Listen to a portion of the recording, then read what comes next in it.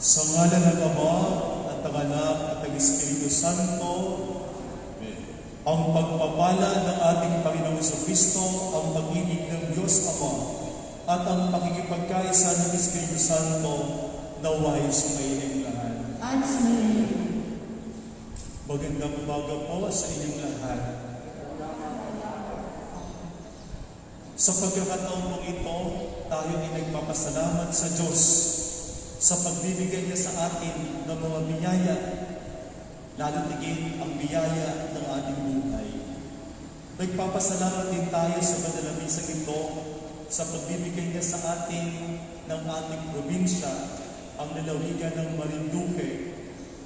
Tayo rin nagpapasalamat sa pagkakaroon sa atin ng pamahalaan at mga mamamayan, mga likas na yaman, mga kultura at tradisyon. At sa misang ito, tayo ay muli rin dumudulog sa Diyos na patuloy niya pang pagpalain ang ating lalawigan ng kaunlaran at kapayapaan. At mga kapatid, upang tayo maging marapat kumanap sa ating banal na pagdiriwang, aminin natin at pag-isipan ang ating mga nagawang kasalanan. Sabay-sabay nating dasalin, inaamin ko sa makapangyarihang Diyos at sa inyong mga kapatid na lubha akong nagkasala sa isip, sa salita at sa gawa at sa aming pagkukulang. Kaya isinasama ko sa mahal na Birheng Maria, sa lahat ng mga anghel at mga banal, at sa inyong mga kapatid na kayo panalangin sa Panginoong ating Diyos. Kaawaan tayo ng makapangyarihang Diyos, patawarin tayo sa ating mga kasalanan at patubayan tayo sa buhay na walang hanggan. Amen.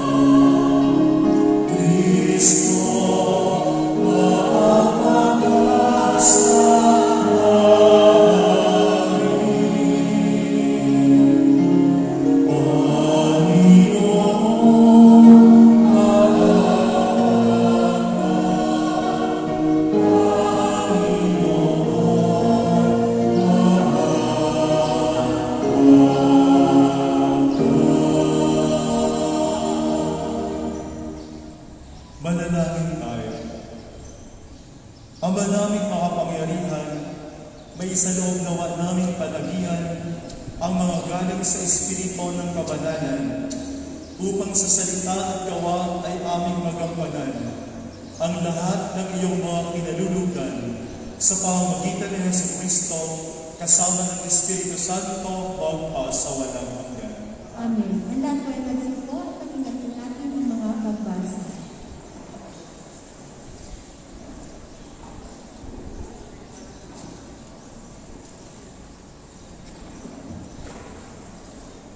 Pagbasa mula sa sulat ni Apostol Santiago. Mga minamahal, sino sa inyo ang marunong at nakauunawa?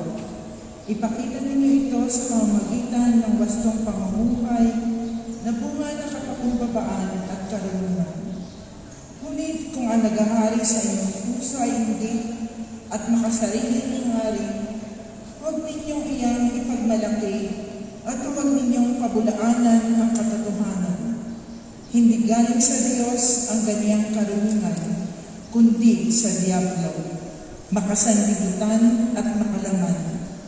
Sapagkat nasaan man naghahari ang inggit at makasariling hangarin, maghahari rin doon ang kaguluhan at lahat ng uri ng masamang gawa. Ngunit ang may karunungan mula sa Diyos, una sa lahat ay may malinis na pamumuhay. Siya'y maibigin sa kapayapaan, mahinahon, mapagbigay, mahabagin at masipag sa paggawa ng mabuti. Ngunit hindi nagtatangi at hindi nagkukunwari. At namunga ng katwiran ng binhi ng kapayapaang inihahasik ng taong maibigin sa kapayapaan. Ang salita ng Diyos. Ating kabutihan lugod ay nasa loob ng Diyos. Ang batas ng Panginoon ay batas na walang kulang. Ito'y utos na ang dulot sa tao ay bagong buhay. Yung kanyang mga batas ay mapagtitiwalaan, nagbibigay ng talino sa pahat ang kaisipan. Ating kabutihan lugod ay nasa loob ng Diyos. Ang tuntunay ibinigay ng poon ay wastong utos. Liligaya ang sinuman kapag ito ang sinunod. Ito'y wagas at matuwid pagkat mula ito sa Diyos. Pangunawa ng isipan, iyong bunga idudulot. Ating kabutihan lugod ay nasa loob ng Diyos. Iyong pagalang sa poon ay marapat at mabuti. Isang banal na tungkulin na iiran na parati. Pati mahahatol niya matuwid na kahatulan. Kapag siya ang humatol, ang pasya ay pantay-pantay. Ating kabutihan lugod ay nasa loob ng Diyos. Naway itong salita ko at ang aking isipan. Sa iyo ay makalugod, Panginoon, katanungan, o ikaw na kublihan kong ang dulot ay kaligtasan. Ating kabutihan lugod ay nasa loob ng Diyos. Magsikayo na.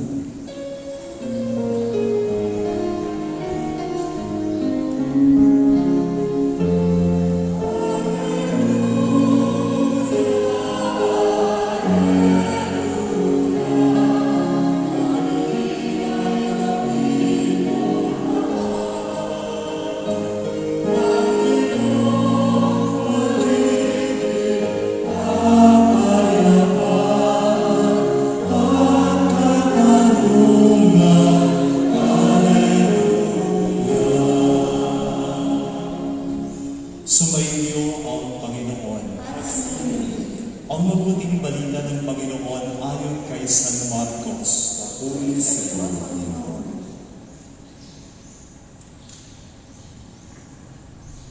Noong panahong iyon, habang bumababa si Jesus sa bundok, kasama sina Pedro, Santiago at Juan, ay nakita nila ang napakaraming taong nakapaligid sa mga alagad na naiwan, at ang mga eskriba na nakikipagtalo sa mga ito. Nagulat ang mga tao nang makita nila si Jesus. Sila'y patakbong lumapit sa kanya at binati siya. Tinanong ni Jesus ang kanyang mga alagad, "Ano ba ang pinagtatanungan ninyo?"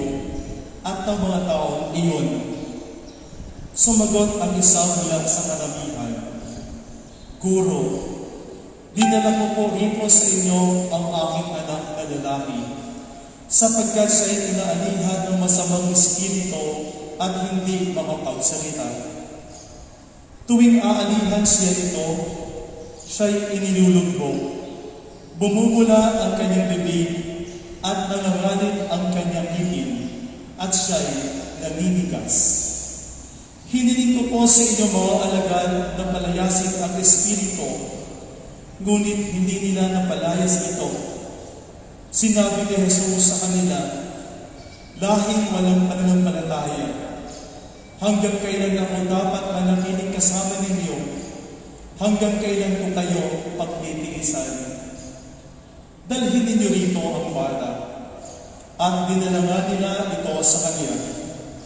Nang si Jesus ay makita ng Espiritu, biglang pinapangisay nito ang bata, at napalubog ito sa kanya, at gumulong-gulong na bumubula ang bibig.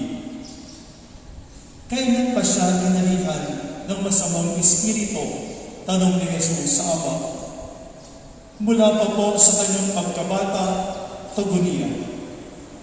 Madalas siyang ihagis nito sa apoy at sa tubig upang patayin. Kaya, kung may magagawa kayo, mahabag po kayo sa amin at tulungan ninyo kami. Kung may magagawa, ulit ni Jesus. Mapangyayari ang lahat sa may pananalig.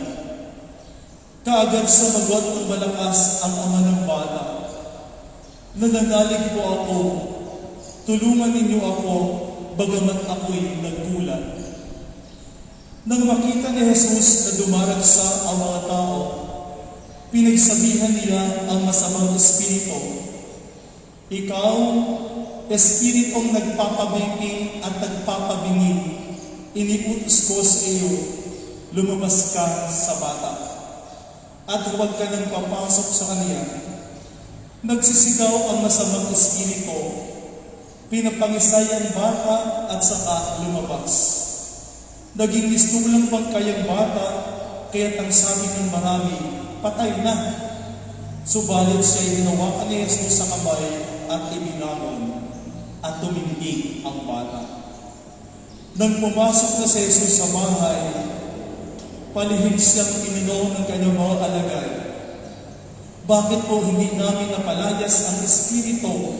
Sumagot si Jesus, ang ganitong uri ng Espiritu ay hindi mapapalayas, kundi sa pamamagitan ng panalangin. Mga kapatid, ang mabuting balita ng Panginoon.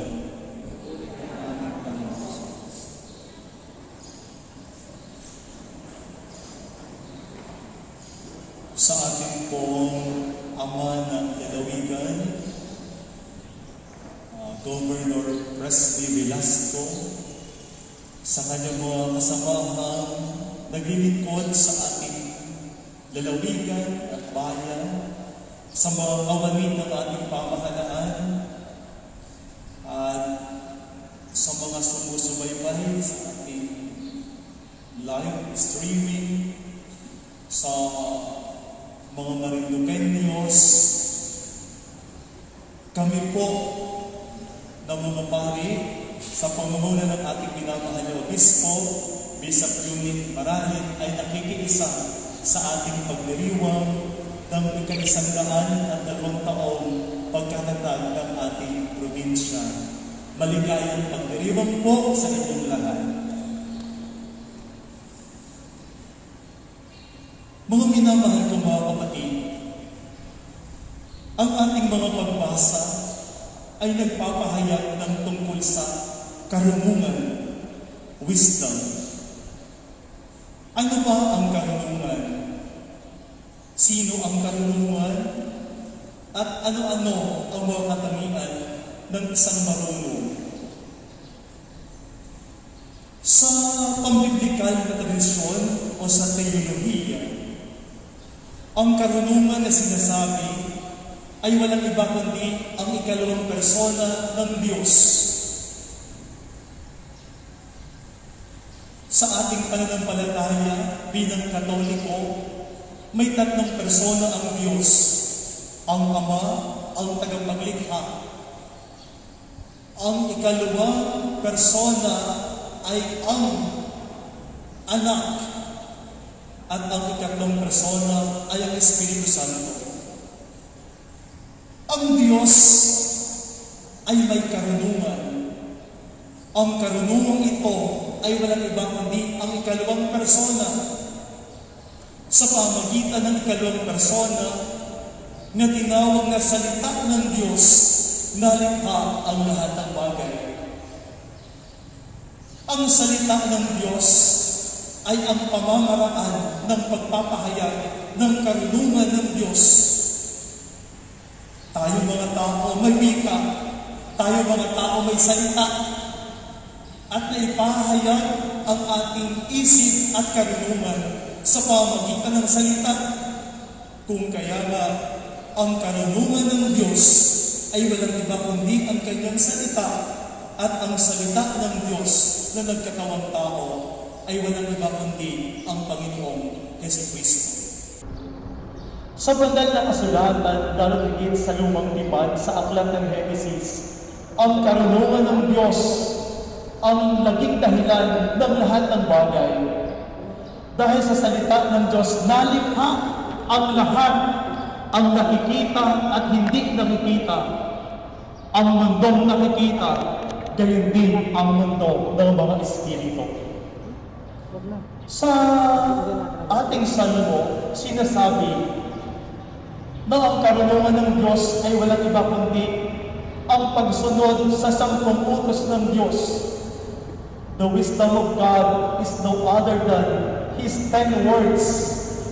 At ang 10 utos na ito ng Diyos ay nagpapahayag ng tungkulin ng bawat anak ng Diyos bilang mga Kristiyano.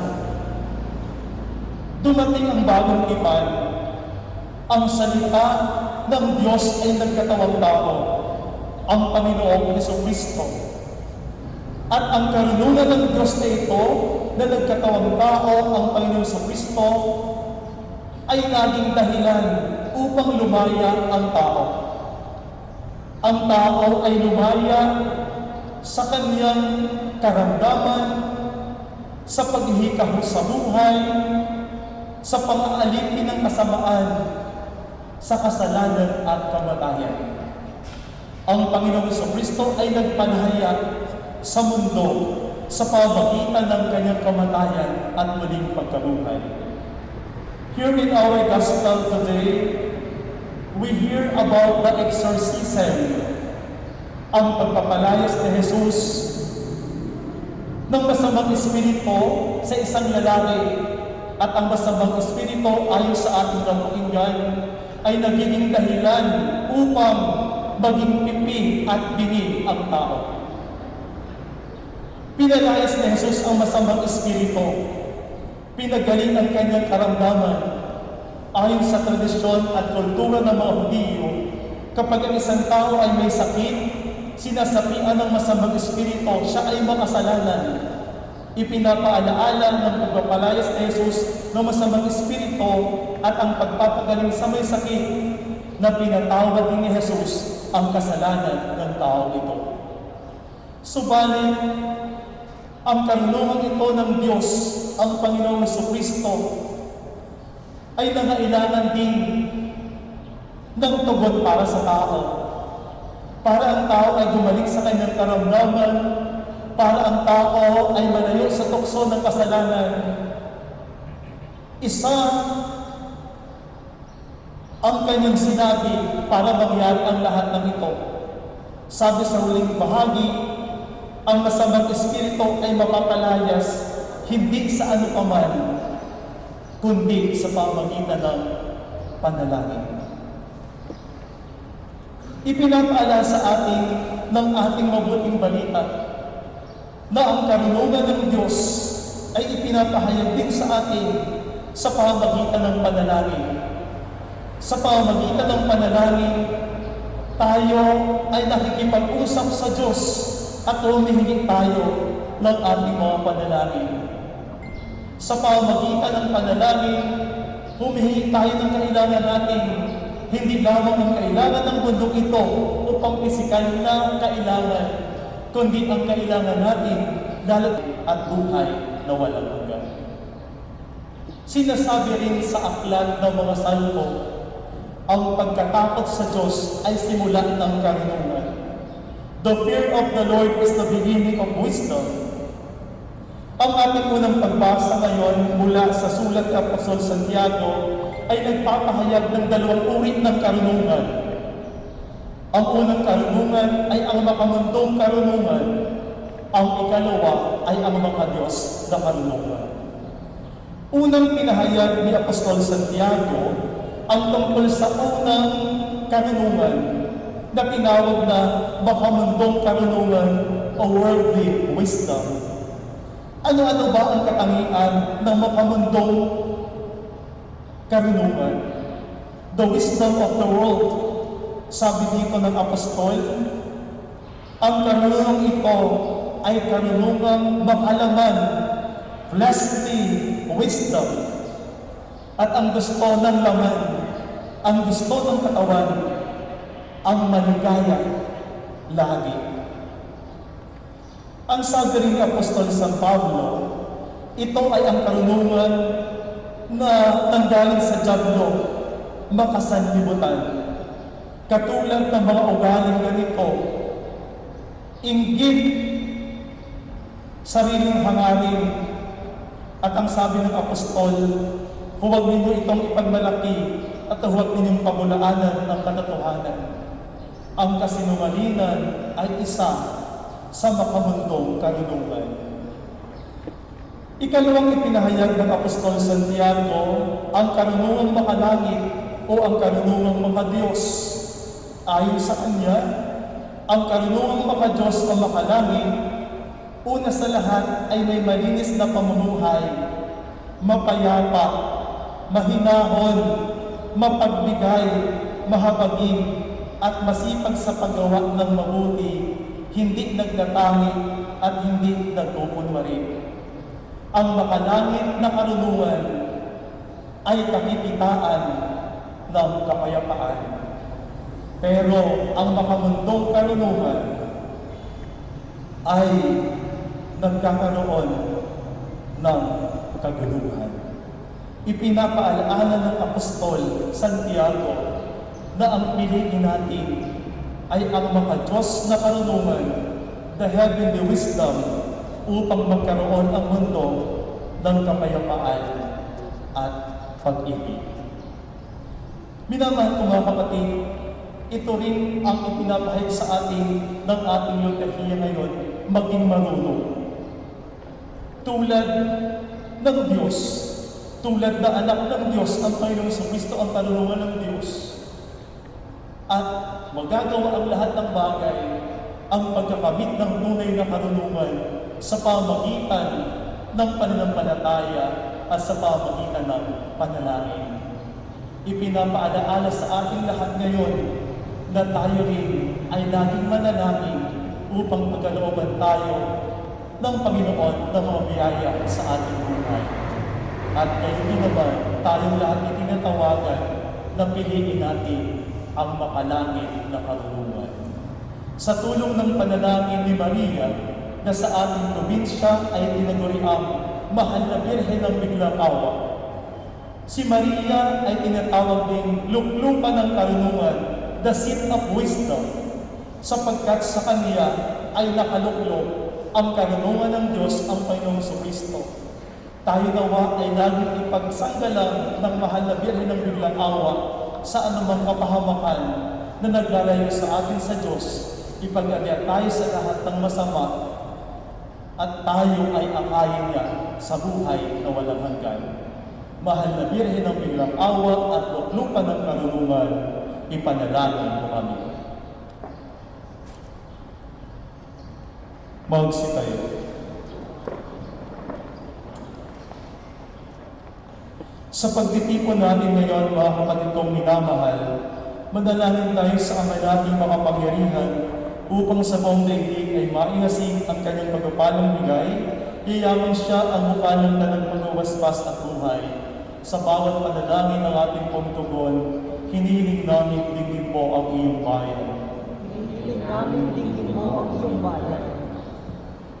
Para sa lahat na nagtalaga ng sarili sa poong may kapal, upang sa tulong niya'y maganap nila ang panatang inialay, manalangin tayo sa Panginoon.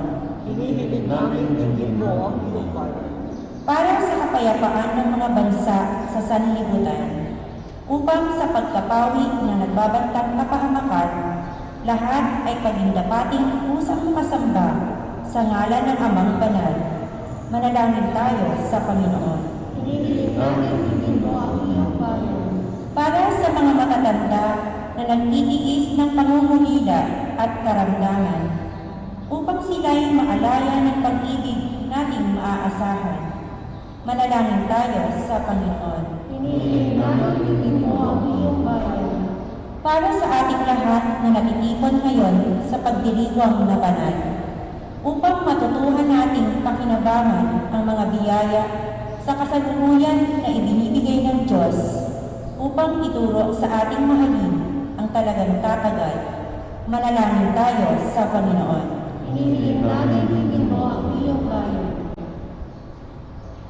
Ama naming makapangyarihan, tugunin mo ng iyong habag ang iniinig ng iyong bayan, upang ang ibinunsad mong idalangin ng may kataimtiman ay naging matanggap mula sa iyong pagkamapagbigay sa pamamagitan ng Jesucristo kasama ng Espiritu Santo magpa sa walang hanggan. Amen. Magsimula.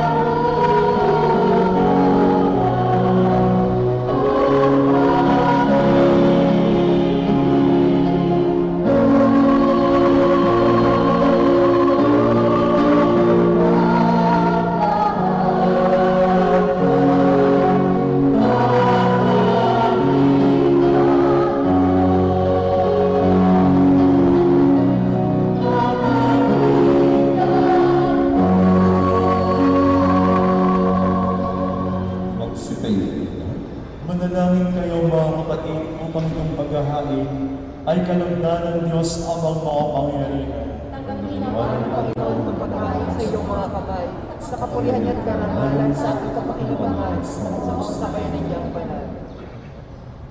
Ama naming lumikha sa pagganap namin ng banal na pagdiriwang upang ikaw ngayon aming paglingkuran. Hinihiling namin naway mapakinabangan ang aming nihain sa iyong karangalan sa pamagitan ni Jesucristo kasama ng Espiritu Santo magpa sa walang hanggan. Amen. Sumayin niyo ang Panginoon at itaas sa Diyos ang inyong puso at diwa. Inasa namin sa Panginoon. Pasalamatan natin ang Panginoong ating Diyos. Marapat na siya ay pasalamatan.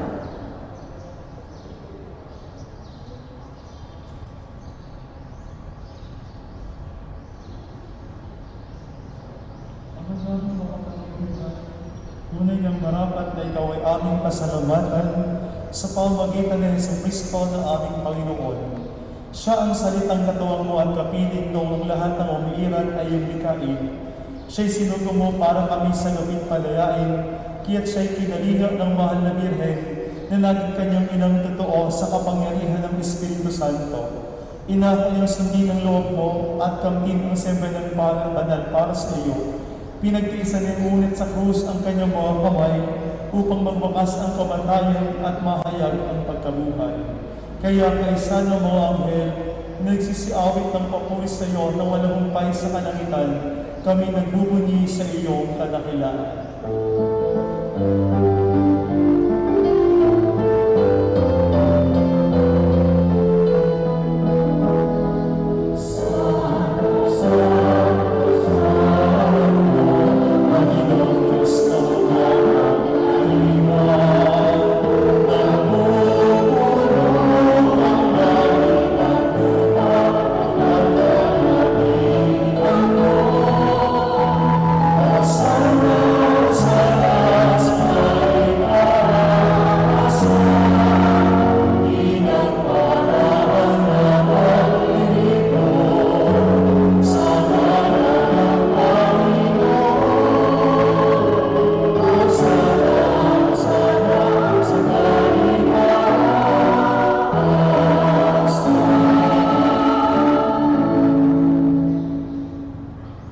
Ama naming banal, ikaw ang lukal ng talang kabanalan. Kaya't sa pamagitan ng iyong Espiritu, gawin mong banal ang mga kaloob na ito upang para sa amin ay maging katawan at dugo ng aming Panginoong Jesucristo. Bago niya pinag-iisang kusang loob na maging handog, hinawakan niya ang tinapay. Pinasalamatan kaniya, pinagati-hati niya iyon, iniabot sa kanyang mga alagad at sinabi, tanggapin ang lahat ito at kanin. Ito ang aking katawan na ihahandog para sa inyo.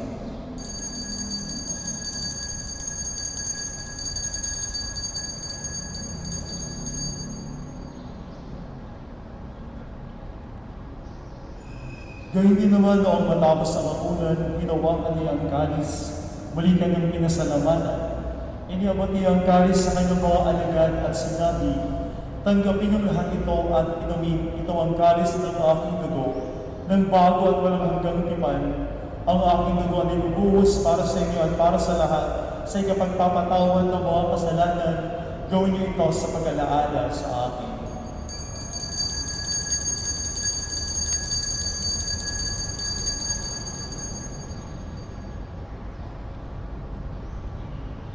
Ipagbunyi natin ang misteryo ng pananampalataya.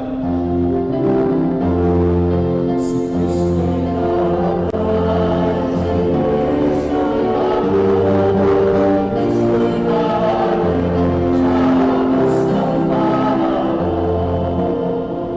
ang mga ginagawa namin ngayon ang pag-alaala sa pagkamatay at muling pagkabuhay ng iyong anak. Kaya tinialay namin sa iyo ang tinapay na nagbibigay buhay at ang kalis na kakaloob ng kaligtasan. Kami nagpapasalamat dahil kami iyong minirapan na tumayo sa harap mo para maglingkod sa iyo.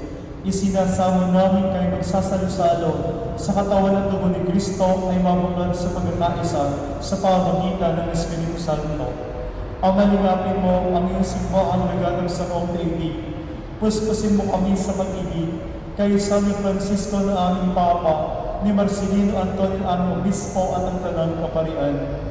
Alalahanin mo rin ang mga kapatid naming nahimlay na may pag-asang sila'y muling mabubuhay, gayon din ang lahat ng mga pumanaw. Kaawaan mo sila at patuloyin sa iyong kaliwanagan. Kaawaan mo at pagintapatin kaming lahat na makasalo sa iyong buhay na walang wakas. Kaysa ng mahal na Birheng Maria, Ina ng Diyos, ni San Jose na kanyang kabiyak ng puso, kaysa ng mga apostol at ang lahat ng mga banal na namuhay dito sa daigdig ng kalugod sa iyo, maipagdiwang nawa namin ang pagpupuri sa ikaranalan mo sa pamagitan ng iyong anak na aming Panginoong Jesucristo.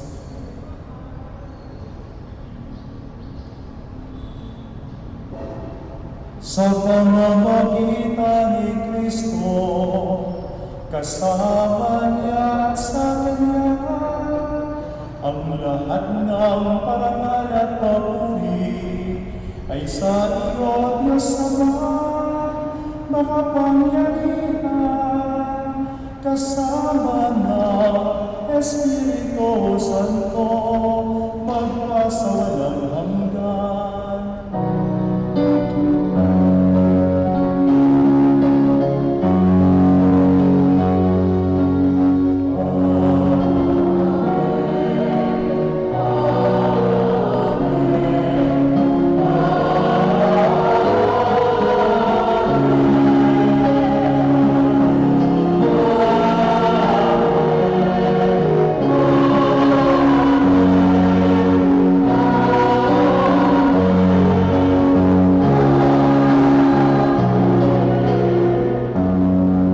Sa tagubilin ng mga nagagagaling na utos at turo ni Jesus na Panginoon natin ang Diyos, ipahayag natin ng lakas loob.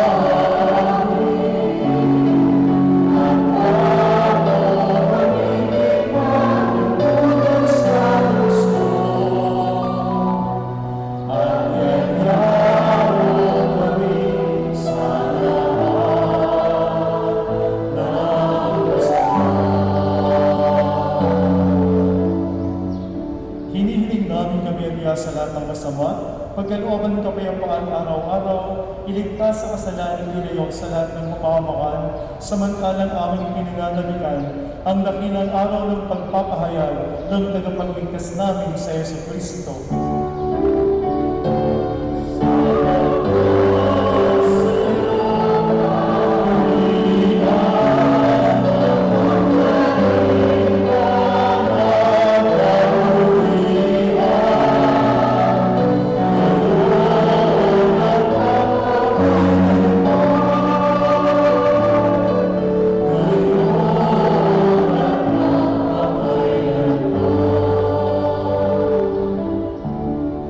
Panginoon Jesucristo, sinabi mo sa iyong mga apostol, kapayapaan ang iniiwan ko sa inyo, ang aking kapayapaan ang binibigay ko sa inyo.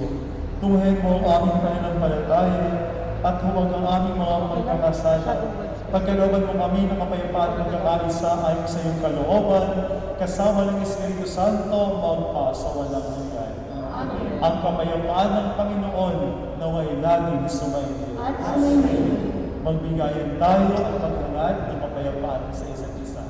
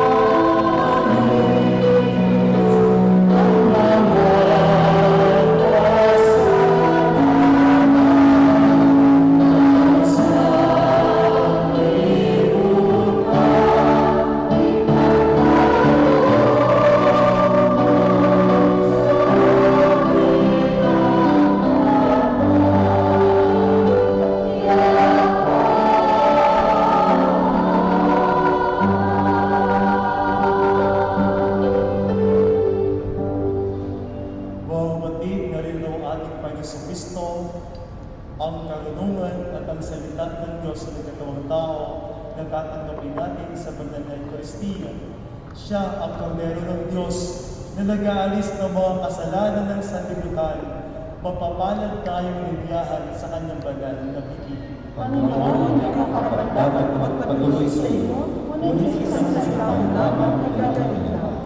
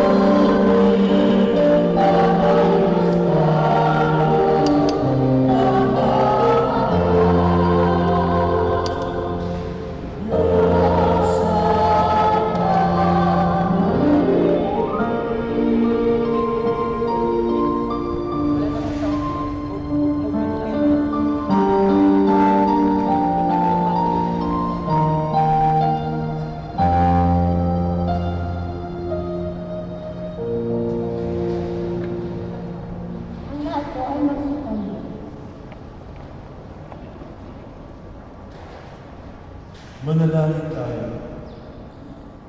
Ama naming mapagmahal, ipagkaloob ang aming mapakinabangan, ang dulot na kaligtasan na aming pinagsaluhan, bilang sangla ng hindiyang napagsagip sa tanan, sa pamamagitan ni Jesucristo, kasama ng Espiritu Santo, magpa sa walang hanggan.